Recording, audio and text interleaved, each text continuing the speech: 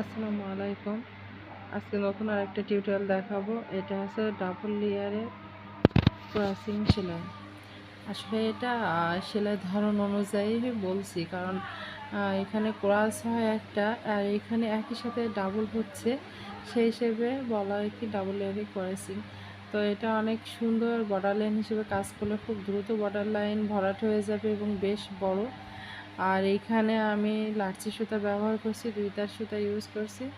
তো এইখানে কেউ চাইলে 4 তার সুতা ব্যবহার করতে পারবে। 4 তার সুতা ব্যবহার করে কোটগুলো আরও বড় বড় করে উঠালে জায়গাগুলো দ্রুত ভরাট হবে, দেখতেও ভালো দেখাবে।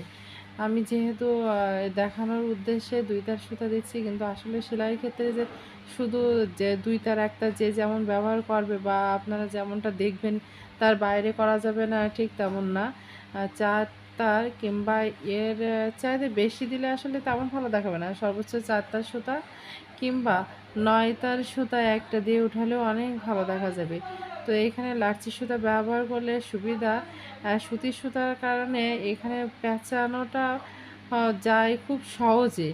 আর যদি আপনারা রেশমি সুতা ইউজ করেন, সেই ক্ষেত্রে একটু জড়ানোর ভাবটা বেশি থাকবে। ধৈর্য ধরে সেলাই করলে সেটা অনেক সুন্দর হবে। সিল্কি সুতা যেহেতু একটু তো জড়াবেই, তো সেই ক্ষেত্রে লাচ্ছিটা অনেক ভালো। তো ভালো থাকবেন, সুস্থ থাকবেন, আল্লাহ হাফেজ।